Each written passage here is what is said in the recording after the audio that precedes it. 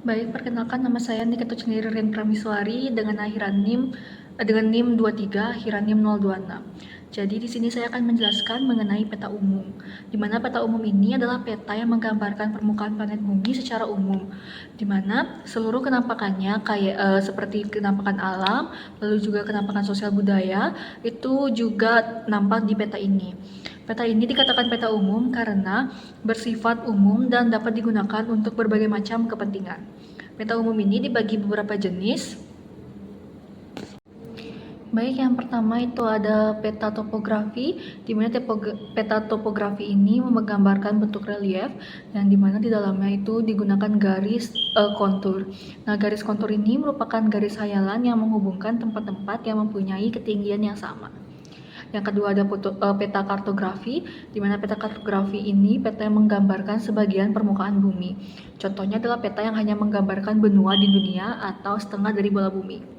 Selanjutnya itu ada peta korografi, di mana peta korografi ini peta yang menggambarkan seluruh maupun sebagian permukaan bumi dengan skala yang lebih kecil, yakni antara 1:250.000 sampai 1:1 juta. Selanjutnya itu ada peta negara yang menggambarkan sebuah negara secara keseluruhan. Dan yang terakhir adalah peta dunia, di mana peta dunia ini adalah peta yang menggambarkan seluruh bagian permukaan bola bumi. Di mana peta dunia ini mencakup semua wilayah yang ada di dunia. Perkenalkan, nama saya Niko Mangisi Parasanti dengan akhiran NIM 12. Jadi di sini saya akan membahas mengenai apa itu peta khusus atau peta tematik. Jadi peta khusus atau peta tematik adalah jenis peta yang menampilkan info spesifik tentang suatu tema atau topik tertentu di suatu wilayah. Berbeda dengan peta umum yang menunjukkan fitur geografis dasar seperti gunung, sungai, dan kota. Peta tematik lebih khusus pada data tertentu seperti kepadatan penduduk, curah hujan, jenis tanah, penggunaan lahan, atau distribusi sumber daya alam. Berikut beberapa jenis dari peta khusus atau peta tematik antara lain sebagai berikut. Yang pertama itu ada peta curah hujan atau ISOYET. Peta curah hujan ini adalah peta jenis tematik yang menggambarkan distribusi dan intensitas curah hujan di suatu wilayah dengan periode tertentu seperti harian, bulan, atau tahunan. Peta ini biasanya menggunakan warna atau garis kontur atau ISOYET untuk menentukan perbedaan jumlah hujan yang turun di berbagai daerah. Lalu yang kedua itu ada peta kepadatan penduduk. Peta kepadatan penduduk adalah jenis peta tematik yang menampilkan sebaran jumlah penduduk dalam suatu wilayah, biasanya dinyatakan dalam jumlah penduduk per kilometer persegi. Lalu yang ketiga ada peta penyebaran hasil tambang. Peta penyebaran hasil tambang ini adalah jenis peta tematik yang menampilkan lokasi dan sebaran berbagai sumber daya mineral dan bahan tambang di suatu wilayah. Peta ini biasanya mencantumkan hasil jenis tambang seperti emas, batu nikel, minyak bumi, atau gas alam, serta informasi pendukung seperti potensi cadangan dan aktivitas pertambangan.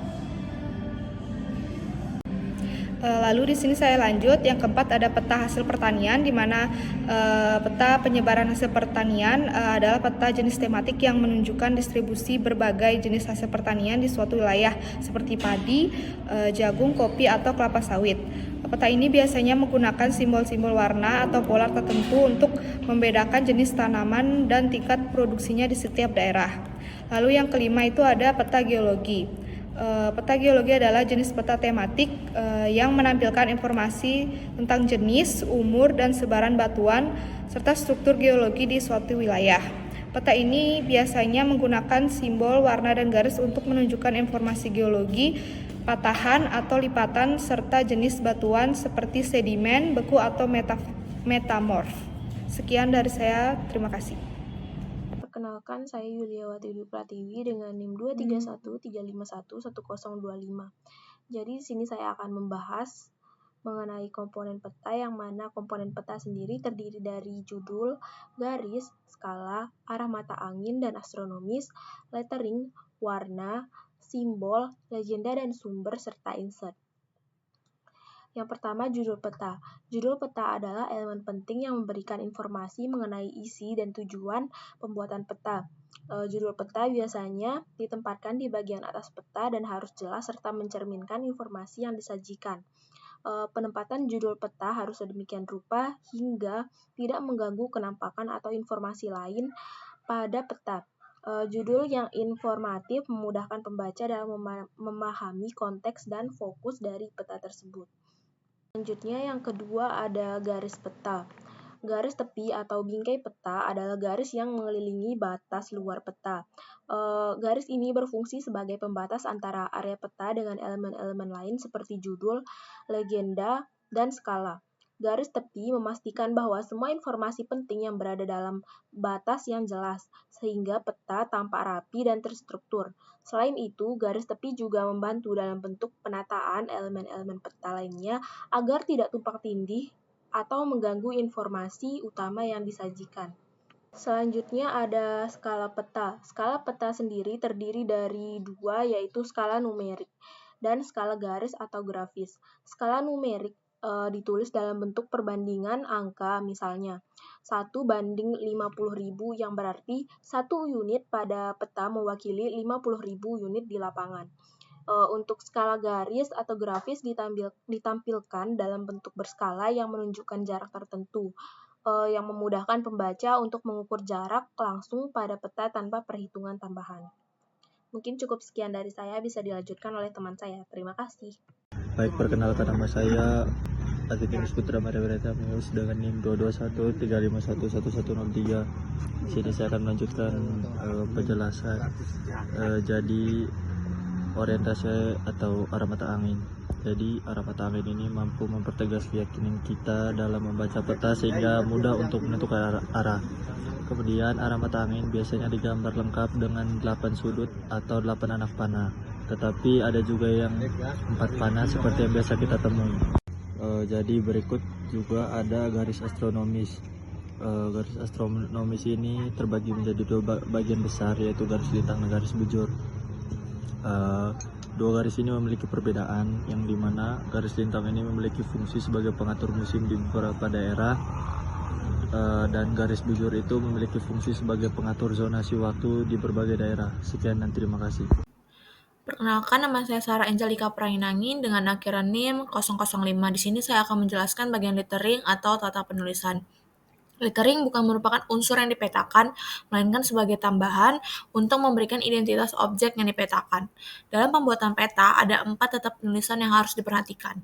Keempat tata penulisan tersebut antara lain sebagai berikut. 1. Nama ibu kota, negara, dan benua. Kedua, nama samudra, teluk, dan laut. Ketiga, nama kota kecil, jalan, dan gunung. Keempat, ada nama danau, sungai, dan selat. Yang pertama itu nama ibu kota, negara, benua, dan gunung itu harus ditulis dengan huruf kapital tegak. Yang kedua itu nama samudra, teluk, dan laut yang harus ditulis dengan huruf kapital miring. Yang ketiga itu nama kota kecil, jalan, dan gunung harus ditulis dengan huruf kecil tegak. Awal nama kota dan gunung harus ditulis dengan huruf besar.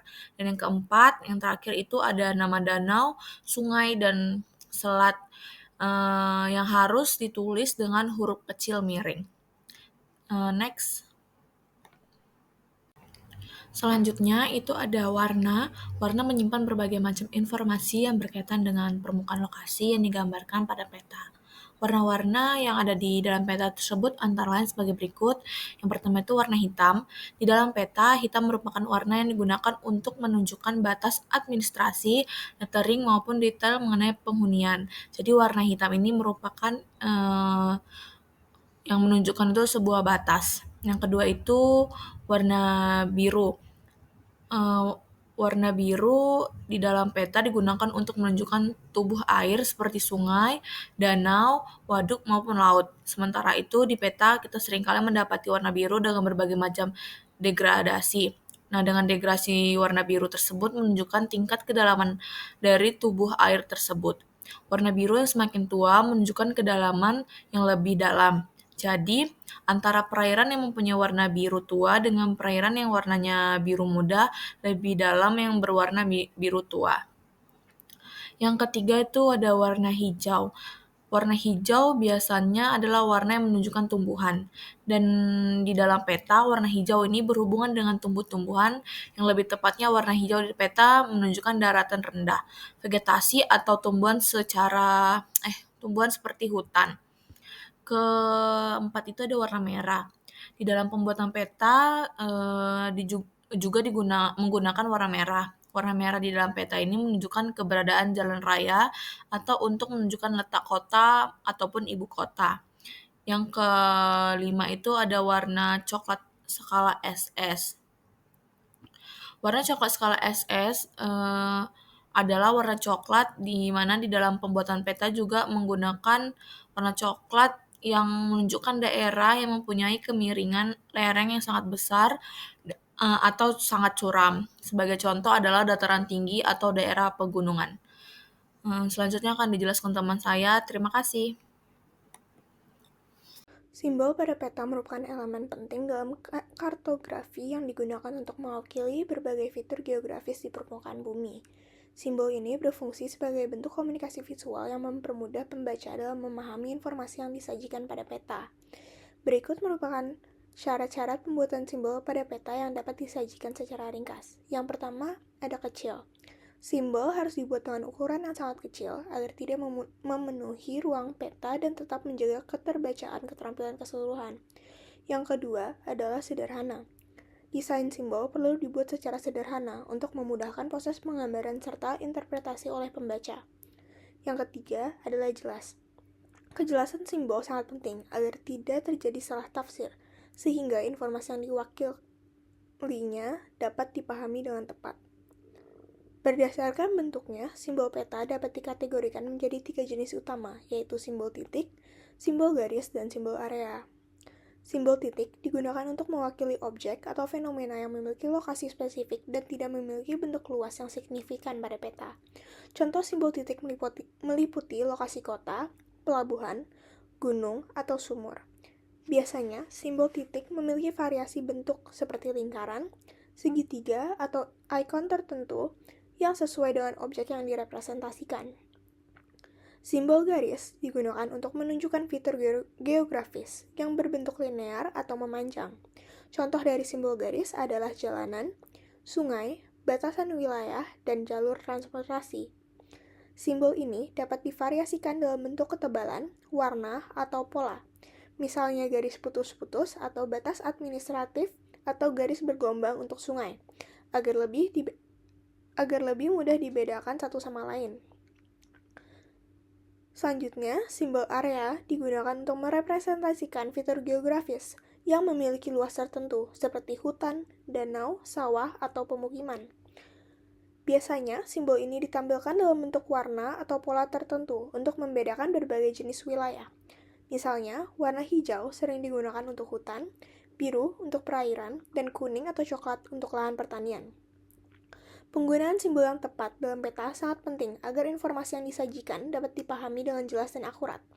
Simbol harus dirancang dengan mempertimbangkan keterbacaan, konsistensi, dan makna yang sudah dipahami oleh pengguna peta. Baik, perkenalkan, nama saya Michael Nugroho dengan akhiran NIM 016. Di sini saya ingin menjelaskan apa itu legenda yang berada di dalam peta.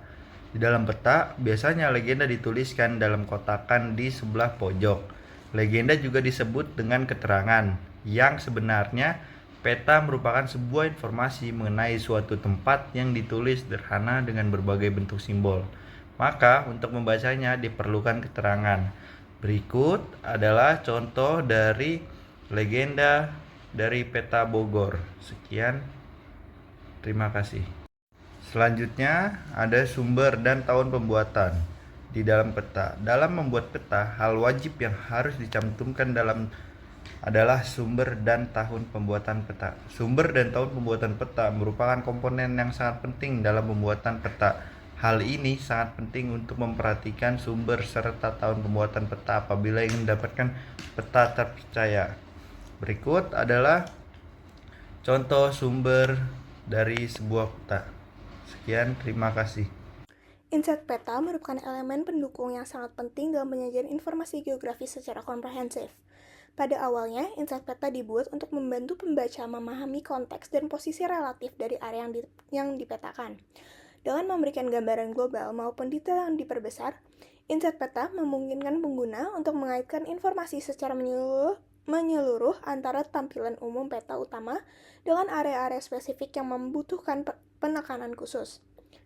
Insight lokasi berfungsi sebagai jendela kecil yang menampilkan gambaran global, seperti peta dunia, benua, atau negara, guna menunjukkan letak area peta utama dalam skala yang lebih luas. Melalui insight lokasi, pembaca dapat dengan mudah mengetahui posisi relatif wilayah yang sedang dipetakan terhadap konteks yang lebih besar, sehingga memudahkan orientasi dan navigasi.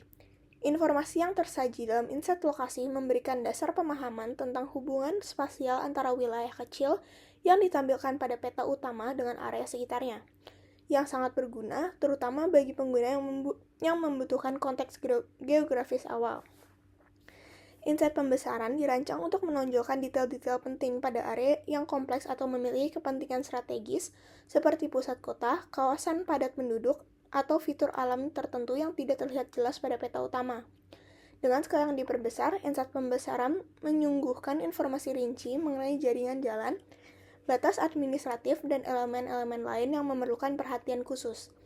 Penempatan riset pembesaran di dalam atau di samping peta utama memungkinkan pembaca untuk dengan mudah beralih antara pandangan global dan detail lokal, sehingga meningkatkan keakuratan interpretasi data dan memberikan nilai tambahan pada peta secara keseluruhan. Jadi kesimpulan yang dapat diberikan adalah peta merupakan representasi dua dimensi dari permukaan bumi yang digunakan untuk menggambarkan lokasi, bentuk, dan hubungan antar figur geografis. Secara umum, peta dapat dibagi menjadi dua jenis, yaitu peta umum dan peta khusus. Peta umum menampilkan berbagai fitur geografis secara luas, seperti peta topografi dan peta dunia. Sementara itu, peta tematik atau peta khusus berfokus pada informasi tertentu seperti peta curah hujan, peta kepadatan penduduk, dan peta geologi. Lalu selain jenis, peta juga memiliki berbagai komponen penting termasuk judul, skala, legenda, simbol, warna, dan garis astronomis. Elemen-elemen ini membantu dalam membaca dan memahami informasi yang disajikan dalam peta. Dengan memahami jenis dan komponen peta, pengguna dapat menginterpretasikan data geografis dengan lebih akurat untuk berbagai keperluan seperti perencanaan wilayah, mitigasi bencana, dan pengelolaan sumber daya alam. Sekian dari saya, terima kasih.